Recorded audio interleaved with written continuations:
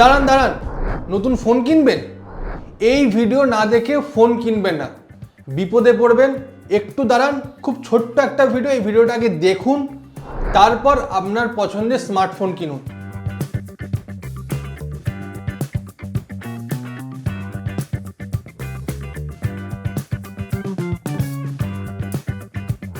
এখন অনেকেই আছে জানেন তো, প্রত্যেক বছর স্মার্টফোন চেঞ্জ করে। আবার অনেকে আছে যাদের সত্যিই দরকার, ফোন হয়তো খারাপ হয়ে গেছে, নতুন ফোন কিনেছেন কিন্তু সেই ফোনটা বেশি দিন চলছে না, খারাপ হয়ে গেল, তখন তারা আবার কেনেন। কিন্তু প্রবলেমটা হচ্ছে অন্য জায়গায়। হয়তো আপনি দরকারের জন্য একটি খুব ভালো স্মার্টফোন কিনলেন, আপনার যে দরকার আছে আপনি ভাবলেন যে এই দরকারটা মেটানোর জন্য, এই কাজের জন্য এই স্মার্টফোনটা বেস্ট, আপনি কিনে নিলেন।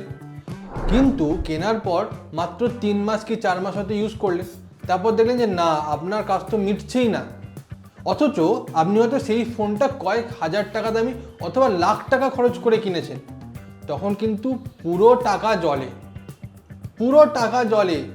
সুতরাং ফোন যখন কিনবেন, আপনি কি কাজের জন্য ফোনটা কিনছেন সেটা আগে ঠিক করুন, যে আপনার কাজ করার জন্য এই ফোনটা বেস্ট। তাহলে আপনার মনে হতেই পারে যে কাজ করার জন্য কোন ফোনটা আপনার জন্য বেস্ট, সেটা আপনি বুঝবেন কি করে? কোনো চিন্তা নেই, মাত্র 3 থেকে 4টে বিষয়, বেশি দরকার নেই, 3 থেকে 4টে বিষয় মাথায় রাখুন।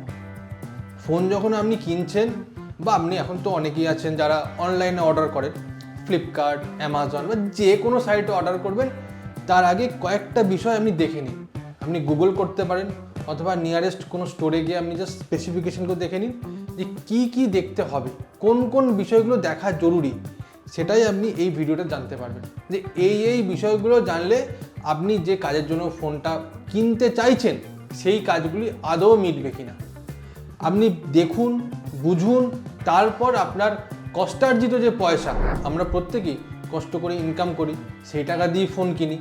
তাহলে আপনি যদি ধরুন একটা ফোন কিনলেন, 3 মাস 4 মাস ফোনটা যেতে না যেতেই প্রবলেম দেখা দিল, অথবা আপনি ভাবলেন যে না, আপনার কাজ মিটছে না, ভাই কী দরকার ওরকম ফোন কেনার, কোনো দরকার নেই। এই ভিডিওটা শেষ পর্যন্ত দেখুন, বেশি বড় নয় এই ভিডিওটা, খুব অল্প সময়ের মধ্যে আপনি জেনে যাবেন যে এই বিষয়গুলো মাথায় রাখতে হবে।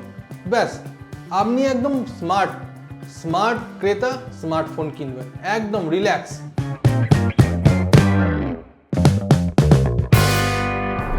নাম্বার 1,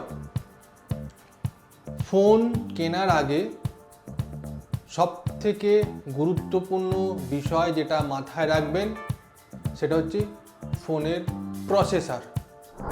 আপনার ফোনে কি প্রসেসর দেওয়া হচ্ছে, সেটা কি স্ন্যাপড্রাগন প্রসেসর নাকি মিডিয়াটেক প্রসেসর, কি প্রসেসর দেওয়া হচ্ছে মাথায় রাখুন। জানুন আপনি যে কাজের জন্য ফোনটা কিনছেন সেই কাজটা কি ওই প্রসেসরটা ঠিকমতো করতে পারবে, ঠিকমতো কি ডেটা ট্রান্সফার করতে পারবে, মাথায় রাখুন।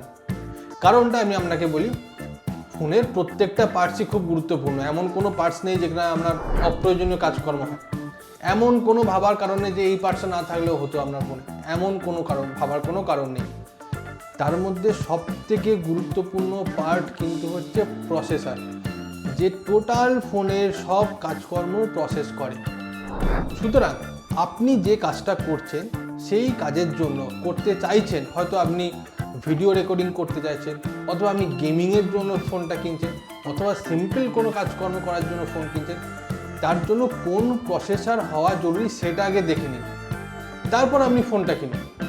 সেই প্রসেসরের জিপিইউ স্পিড কত, তার ক্লক স্পিড কত, এই বিষয়গুলো কিন্তু মাথায় রাখবেন। এই বিষয়গুলো যদি আপনি মাথায় না রাখেন, তাহলে আপনার হয়তো প্রয়োজন খুব কম জিপিইউ স্পিডের প্রসেসর দেওয়া ফোন কিনলে আপনি কিন্তু কাজ মিটেছে, সেটা না হয়ে আপনি হয়তো একটা হাই জিপিইউ স্পিডের কোনো প্রসেসরের ফোন কিনলেন, আপনার দামটাও চচ্চর করে বেড়ে গেল। কেন ফালতু খরচ করবেন? কোনো দরকার নেই, কিচ্ছু দরকার নেই।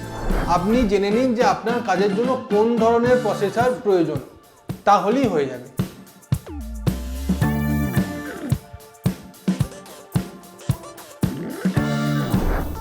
বিভিন্ন প্রসেসর অনেক রকমের আছে, যেমন আপনাকে কয়েকটা প্রসেসরের কথা বলি। স্ন্যাপড্রাগন 8 জেনারেশন প্রসেসর, সেটা হাই এন্ড প্রসেসর। যদি আপনি কোনো হাই রেজুলেশনে কোনো কাজ করেন বা হাই ডেটার কোনো কাজ করেন, তখন কিন্তু এই প্রসেসরে ফোনটা কেনা কিন্তু একটা ঠিকঠাক বলে মনে করা হয়। এরপর আছে Dimensity 9200, এটাকে আমরা যারা একটু টেকনোলজি নিয়ে কাজকর্ম করি তারা বলি প্রিমিয়াম প্রসেসর। এরপর আছে Snapdragon 7 generation 1 mid range processor. এরপর হেলিওস G99 প্রসেসর, এগুলো বাজেট ফ্রেন্ডলি প্রসেসর, মানে একদম খুব একটা যে ভালো আপনি এর থেকে আউটপুট পাবেন, হাই রেজুলেশনের কাজ, হাই ডেটার কাজ খুব ভালো যে আউটপুট পাবেন এমনটা কিন্তু নয়। সুতরাং যদি আপনি হাই রেজুলেশন হাই ডেটার কোনো কাজ করতে চান তাহলে কিন্তু আপনাকে অবশ্যই স্ন্যাপড্রাগনের একটু প্রসেসর নেওয়া বেটার মনে করা হয়, যে হ্যাঁ কাজটা ঠিকঠাকভাবে আপনি করতে পারবেন। সুতরাং এই প্রসেসরের বিষয়টা মাথায় রাখবেন।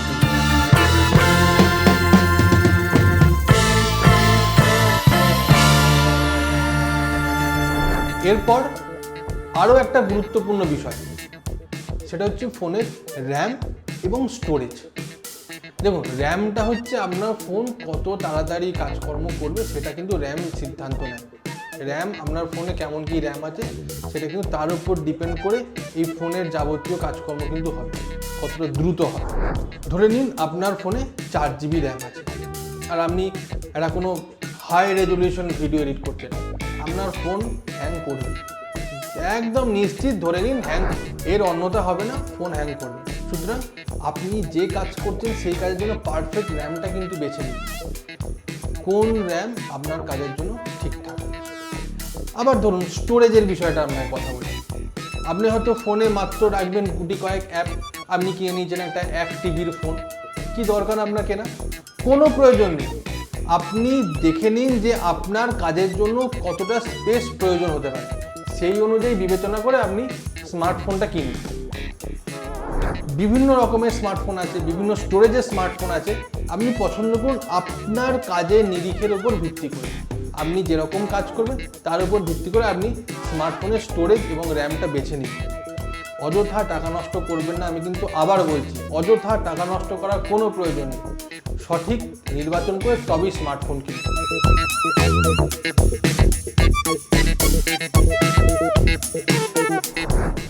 এখন স্মার্টফোন কেনা মানে ছবি হতে হবে একদম ক্রিস্টাল ক্লিয়ার।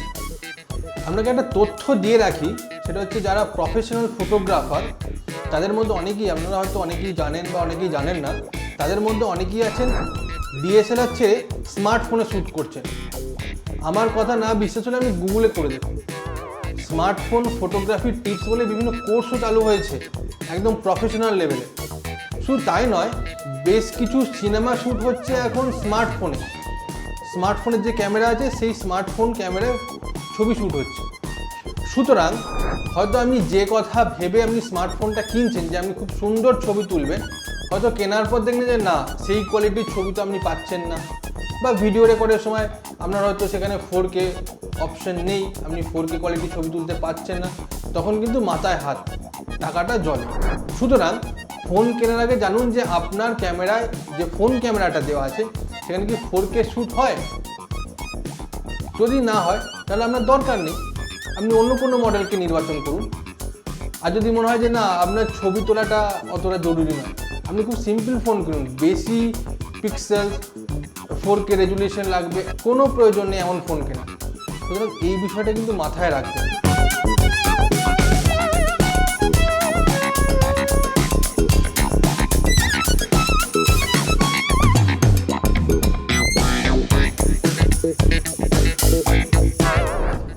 স্মার্টফোন এখন প্রচণ্ড গুরুত্বপূর্ণ।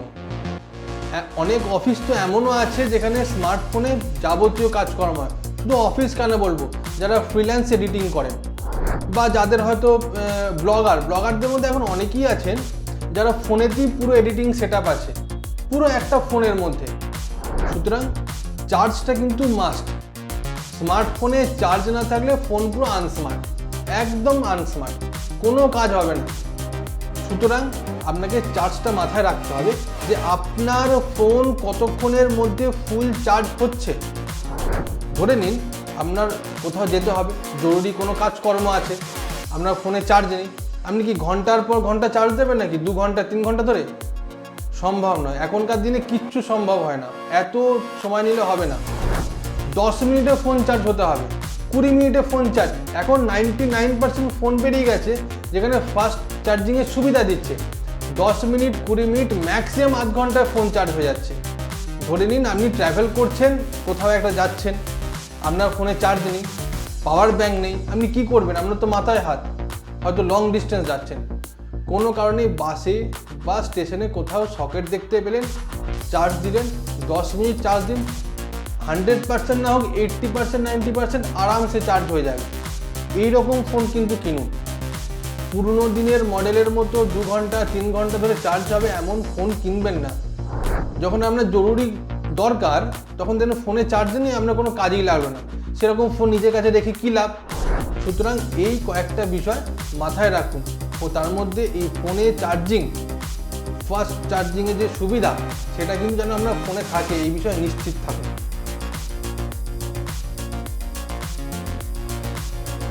টেকের এই ধরনের গুরুত্বপূর্ণ ভিডিও পেতে এডিটর জি বাংলা টেক চ্যানেলটিকে সাবস্ক্রাইব করতে ভুলবেন না, এবং এই ভিডিওটি আপনি যেখানেই দেখছেন যে কোনো সোশ্যাল মিডিয়া প্ল্যাটফর্মে সেখান থেকে শেয়ার করুন। আপনার যারা পরিচিত আছে তারাও যেন এই ভিডিওটি দেখতে পান। অবশ্যই শেয়ার করুন, সাবস্ক্রাইব করুন, লাইক করুন এবং পরবর্তী ভিডিওর জন্য একটু ওয়েট করুন, আমরা আরও নতুন ভিডিও নিয়ে আসছি।